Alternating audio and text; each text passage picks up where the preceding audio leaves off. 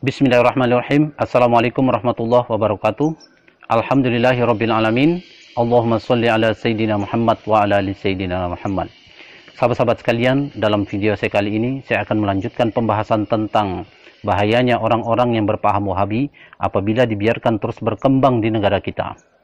Adapun bahayanya itu, diantaranya yang pertama, kita dididik untuk menjauhkan diri dari golongan Ahlus Sunnah wal Jamaah.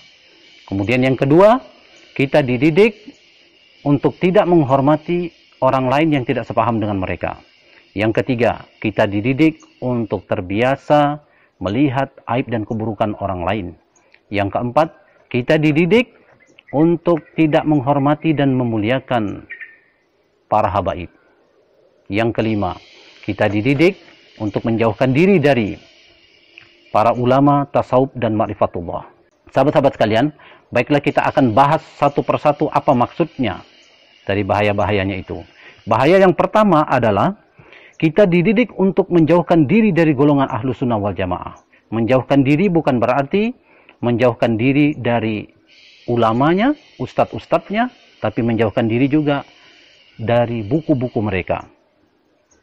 Salah satu contoh buku itu adalah buku yang berjudul Kunci Ibadah, di mana buku ini sangat banyak dan mudah kita dapatkan di toko-toko buku dan di pasar-pasar.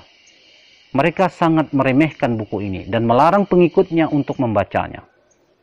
Tanpa kita sadari, kita dalam masalah kecil seperti ini, kita telah dijauhkan dari para ulama Ahlus Sunnah wal Jamaah. Jika kita dan anak-anak keturunan kita sudah masuk dalam paham mereka, maka pasti kita akan jauh ketinggalan dalam ilmu agama. Jika sejak kecil anak-anak kita sudah masuk dalam paham itu, pasti mereka akan takut membaca buku-buku orang-orang Ahlus Sunnah wal Jamaah. Seperti buku-buku yang berisikan doa-doa. Saking takutnya mereka terhadap sesuatu yang bid'ah, sampai-sampai banyak di antara mereka yang tidak hafal doa selamat. Kenapa? Karena mereka anggap bentuk dan susunan doa selamat yang kita baca selama ini pun mereka anggap bid'ah. Kalau Anda tidak percaya dengan apa yang saya sampaikan, silakan Anda coba pengikutnya itu satu persatu. Silakan dites. Pasti banyak di antara mereka yang tidak hafal doa selamat. Kecuali jika mereka pernah menjadi pengikut Ahlus Sunnah wal Jamaah.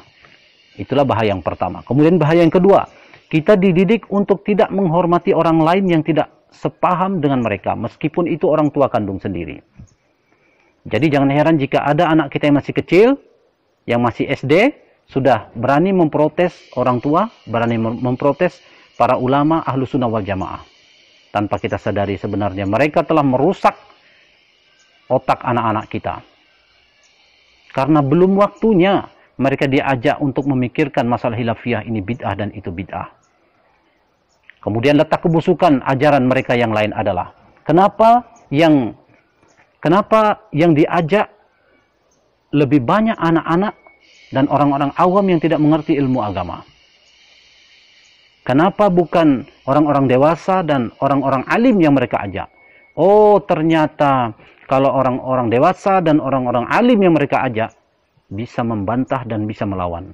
Tapi kalau anak-anak dan orang-orang awam yang tidak mengerti ilmu agama, mereka taunya hanya ikut saja apa yang mereka katakan.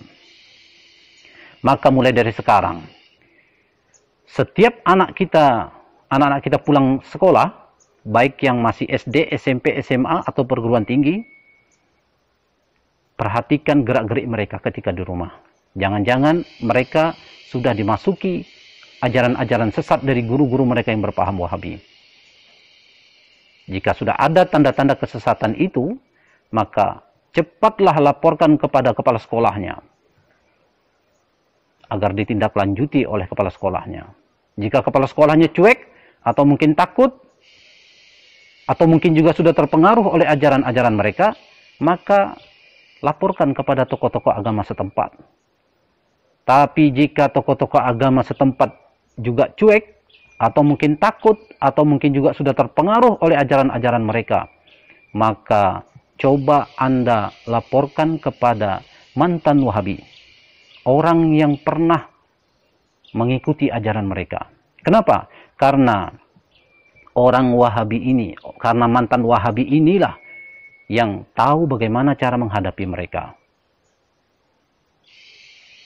Jangankan untuk membantah pendapat mereka, sebelum mereka bersuara, mantan Wahabi ini sudah tahu apa isi dalam otak kepala mereka.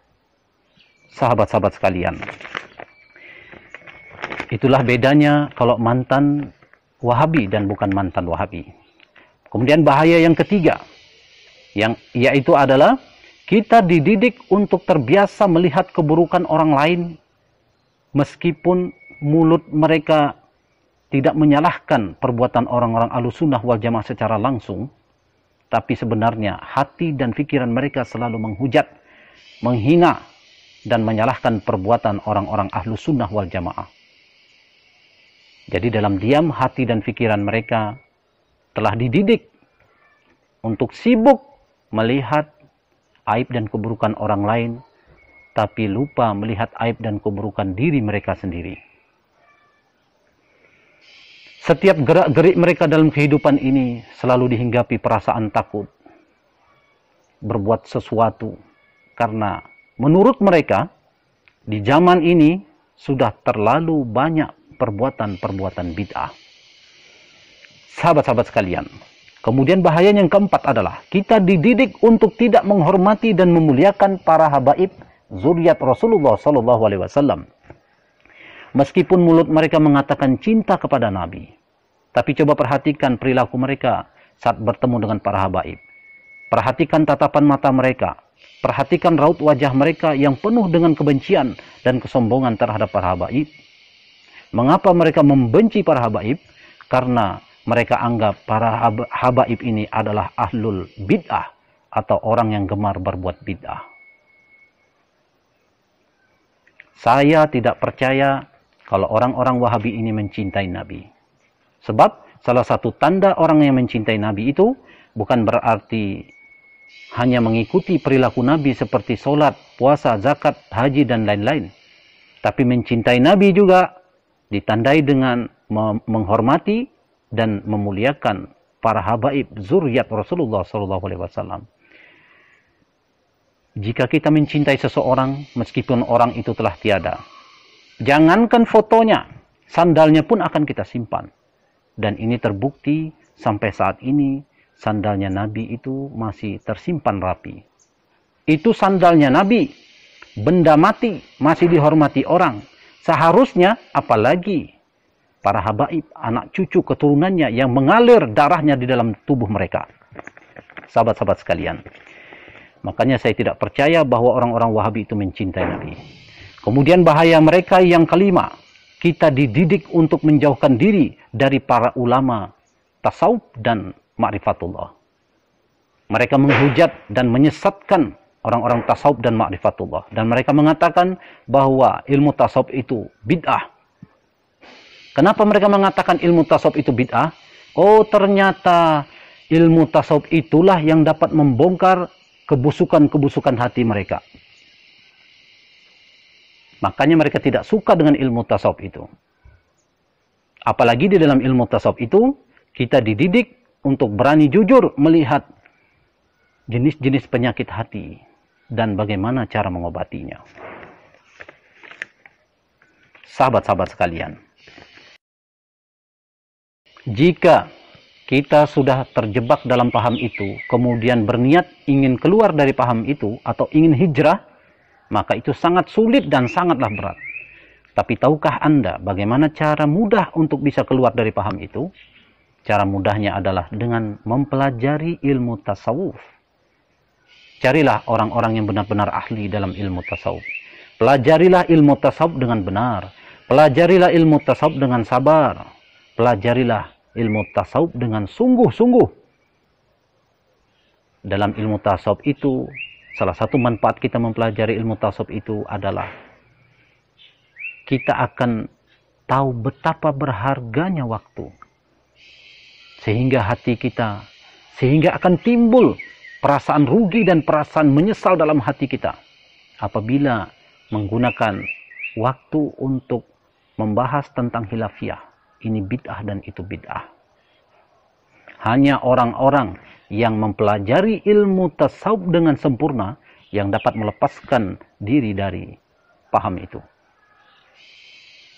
Sebab ada juga orang yang bisa keluar dari paham itu, tapi hati mereka masih bercampur dengan keraguan-raguan. Jika mereka beralasan dan menganggap bahwa belajar ilmu tasawuf itu hanya dapat membuat orang atau pengikutnya meninggalkan syariat, maka itu salah besar. Kenapa? Karena yang salah itu bukan ilmu tasawufnya. Yang salah itu adalah orangnya atau pelakunya yang memang dari awalnya sudah ada bibit-bibit senang memperturutkan hawa nafsu. Sedangkan ajaran-ajaran orang-orang Wahabi ini yang sangat senang menuduh orang lain berbuat bid'ah, itu memang dari awalnya ilmu mereka ini memang sudah salah, sudah sesat dan menyesatkan orang. Kalau ilmunya saja sudah salah, apalagi orang yang mempelajarinya, tentu lebih sesat lagi jalannya. Kalau orang tasawuf yang meninggalkan syariat itu bisa masuk ke dalam neraka jahanam karena perbuatan mereka yang meninggalkan syariat, berarti orang-orang yang berpaham Wahabi ini yang lebih pantas untuk masuk ke dalam neraka jahanam. Kenapa? Karena ketika dilaporkan kepada Rasulullah SAW bahwa ada seorang wanita yang sangat rajin beribadah, malamnya beribadah, siangnya puasa, tapi lisannya sering menyakiti tetangganya. Lalu apa kata Rasulullah? Rasulullah mengatakan, la khaira fiha, hiya min ahlin nar. Tidak ada kebaikan pada wanita itu. Dia akan menjadi penghuni neraka jahanam. Ini artinya meskipun orang-orang Wahabi ini bersyahadat dan melaksanakan syariat, akan tetapi jika mereka mati kemudian tidak sempat bertobat dari perbuatannya yang senang sekali menuduh orang lain berbuat bid'ah, ini bid'ah dan itu bid'ah, padahal bukan bid'ah, pasti mereka akan masuk ke dalam neraka jahanam. Sebab Al-Quranul Karim telah menjelaskan kepada kita bahwa lakum dinukum waliyadin, bagimu agamamu dan bagiku agamaku. Mereka fikir ayat ini hanya berlaku dalam perbedaan agama. Padahal ayat ini juga berlaku antar umat seagama yang berbeda paham, berbeda keyakinan, berbeda mazhab. Mereka sangat banyak yang menghafal ayat ini, tapi tidak pernah mereka praktekkan. Masih juga ucapan-ucapan mereka sering mengganggu orang-orang yang sedang beribadah. Sahabat-sahabat sekalian, bahaya orang-orang yang berpaham Wahabi yang keenam adalah kita dididik untuk senantiasa tertinggal dan senantiasa terbelakang dalam segala bidang kemajuan. Dalam bidang agama contohnya, mereka sangat tertinggal jauh dari golongan ahlu sunnah wal jamaah. Golongan ahlu sunnah wal jamaah selalu menyibukkan diri dengan amalan-amalan sunnah seperti zikir-zikir sampai ribuan kali jumlahnya dalam sehari semalam. Sedangkan mereka menghabiskan waktunya untuk membahas ini bid'ah dan itu bid'ah. 1 menit saja mereka menggunakan waktunya untuk membahas ini bid'ah dan itu bid'ah. Berarti mereka sudah tertinggal membaca kalimat-kalimat zikir ratusan kali jumlahnya. Itu 1 menit. Bayangkan jika 5 menit. Bayangkan jika 1 jam dan bayangkan jika 1 sehari semalam.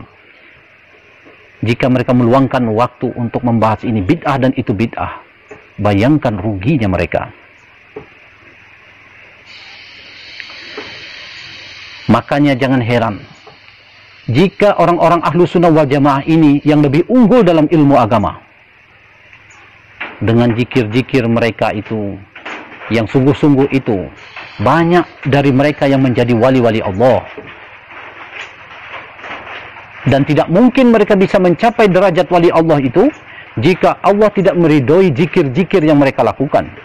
Sedangkan dari orang-orang yang berpaham Wahabi ini, tidak ada satupun dari mereka yang menjadi wali Allah.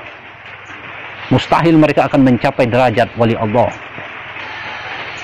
Kemudian contoh ketertinggalan mereka dalam bidang ilmu pengetahuan dan teknologi. Mustahil mereka akan menjadi orang pertama atau menjadi penemu suatu kebaikan yang akan bermanfaat untuk orang banyak. Sebab hati dan pikiran mereka selalu terpusat pada satu jenis pembahasan yang tidak akan pernah selesai. Padahal masalah khilafiyah itu akan mudah diselesaikan dalam waktu yang sangat singkat jika mereka mau memahami dan mempraktikkan satu prinsip yang sangat kuat, yaitu prinsip lakum dinukum waliyadin. Sahabat-sahabat sekalian, di saat suasana hati dan suasana pikiran mereka seperti ini, tanpa ada rasa malu, mereka mau menganggap bahwa diri mereka atau golongan mereka lah ahlu sunnah wal jamaah. Padahal mereka adalah golongan yang sangat tertipu dengan perasaannya. Saking hebatnya tingkat ketertipuan mereka, sampai-sampai membuat mereka tidak sadar bahwa hati mereka dipenuhi kotoran-kotoran dan penyakit-penyakit hati, sehingga mereka tidak dibimbing oleh Allah untuk bisa melihat kebenaran. Sahabat-sahabat sekalian, itulah beberapa bahayanya apabila paham Wahabi ini kita biarkan terus berkembang di negara kita. Maka dari itu kita harus berjuang, bangkit, melawan penyebaran paham mereka. Karena mereka inilah sebenar-benarnya penghambat kemajuan bangsa, baik dalam bidang agama maupun dalam bidang ilmu pengetahuan dan teknologi.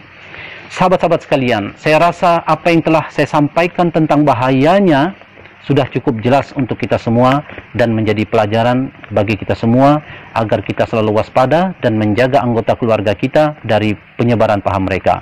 Dalam kesempatan ini juga saya ingin mengucapkan rasa syukur saya dan terima kasih saya kepada seluruh sahabat yang telah mendukung video-video saya. Jika Anda merasa video ini bermanfaat untuk umat, maka jangan lupa tekan tombol subscribe, like, dan share. Demikian, Assalamualaikum warahmatullahi wabarakatuh.